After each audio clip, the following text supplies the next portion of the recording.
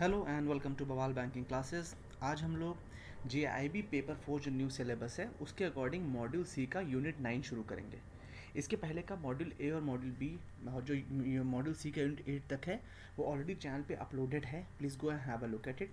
CIB का हम लोगों ने अभी लास्ट वो यूनिट नहीं सॉरी पेपर 4 ख़त्म किया था। उसके बाद हम लोग वापस JIB पे स्विच किए हैं, ठीक है। तो मॉड्यूल सी में यूनिट 9 जो है इसका नाम है reforms and developments in the banking sector. Basically देखिए, कोई भी जो फाइनेंशियल इन्वेस्टमेंट होता है जो मतलब इकोनॉमी में, उसके लिए इंफ्रास्ट्रक्चर सबसे ज़्यादा इंपॉर्टेंट है।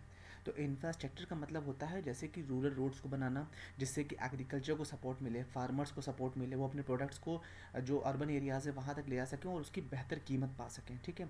इसके साथ ही साथ जो और इन्वेस्टमेंट्स होते हैं जैसे फर्टिलाइजर्स, पेस्टिसाइड्स, ये सब चीज़ें जब शहरों से, तो अर्बन एरिया से जब रूरल एरिया तक जाएंगी तो वो इस्तेमाल हो सकेंगी इंडस्ट्रियल प्रोडक्ट्स में, जिससे कि जब ट्रांसपोर्टेशन कॉस्ट कम होगी तभी तो जो उपज होगी, जो मतलब एग्रीकल्चर में जो भी प्रोडक्ट तैयार हो रहा है वो सस्ता होगा और सस्ते में बिक सकेगा।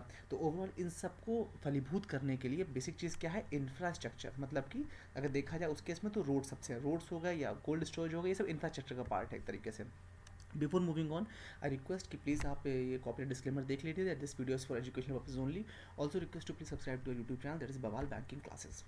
तो कुछ डिस्टिंक्टिव फीचर्स बताए गए हैं इंफ्रास्ट्रक्चर से रिलेटेड। वो क्या बताए गए हैं, पहली बात तो ये कि जो इंफ्रास्ट्रक्चर होता है उसमें जो इन्वेस्टमेंट होता है वो बहुत लार्ज अमाउंट में होता है। भाई रोड बनाने के लिए समझ लो बहुत पैसे चाहिए, ऐसा समझ लीजिए, ठीक है।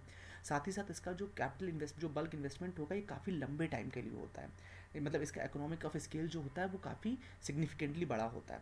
तीसरा एक फीचर ये होता है कि ये जो है ये एक्सटर्नलिटीज़ क्रिएट करता है। इसका जो काम होता है, इंफ्रास्ट्रक्चर क्रिएट करने का मेन काम होता है एक तरह से एक्सटर्नलिटीज़ क्रिएट करता है। क्या क्या इंपॉर्टेंस है इंफ्रास्ट्रक्चर की, देखिए सबसे पहली बात यह है कि गुड क्वालिटी इंफ्रास्ट्रक्चर बिल्ड करना होता है, जिससे कि जो इकोनॉमिक ग्रोथ है वो फास्ट हो सके और इंक्लूसिव ग्रोथ हो सके। कोई पर्टिकुलर एक तबके का या एक सेक्टर का नहीं ग्रोथ होना चाहिए। इंक्लूसिव यानी सबका साथ सबका विकास वाला कॉन्सेप्ट है।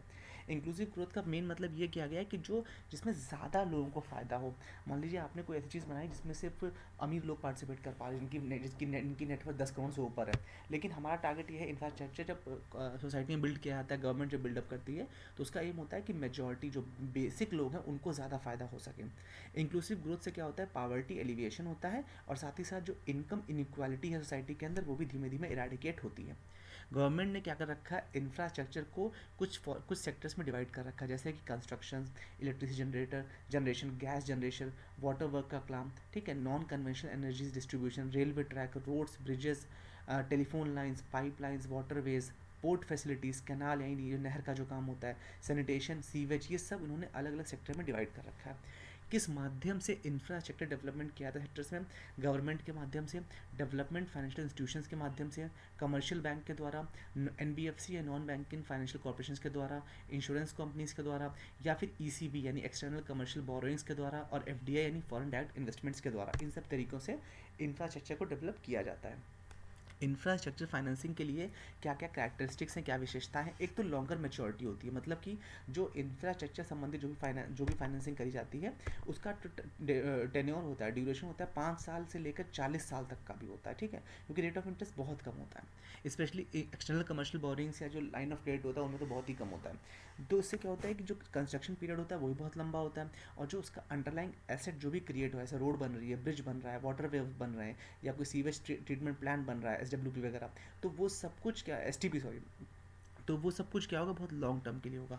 कोई हाइड्रो इलेक्ट्रिक पावर प्रोजेक्ट अगर बन रहा है तो भाई उसे कम से कम 5 साल तो उसे बनाने में लग जाएंगे, और उसकी जो ड्यूरेशन होगी, मतलब उसका यूजेज जो कम से कम 100 साल का होगा, मतलब लंबे टाइम के लिए होता है। लार्जर अमाउंट होता है भाई, इसमें बहुत ज़्यादा पैसे लगते हैं इन कामों के लिए। जैसे फॉर एग्जाम्पल कहा गया ऐसे कि अगर 1 मेगावाट का कोई पावर प्रोजेक्ट बनाया जा रहा है तो उसमें कम से कम 1000 करोड़ का इन्वेस्टमेंट होता है। 1 किलोमीटर की रोड बनाना या 1 मेगावाट का पावर प्रोडक्ट बनाना, 1 किलोमीटर की रोड 1000 करोड़, तो बहुत बड़ा इन्वेस्टमेंट है, ठीक है।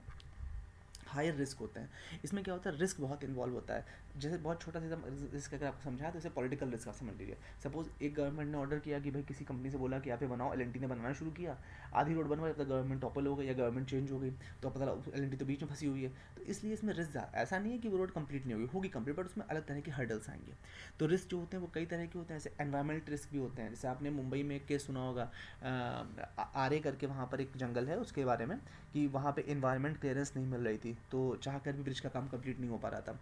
फिर टेली कम्युनिकेशन में कभी मान लीजिए कोई केस वगैरह हो गया, कोई पीआईएल पड़ गई, या पॉलिटिकल हम डिस्कस कर चुके हैं, मान लीजिए पॉलिसी में कोई चेंजेस आ गया, तो इस केस में क्या होता है कि इसमें रिस्क बहुत ज़्यादा होता है इन प्रोजेक्ट्स में।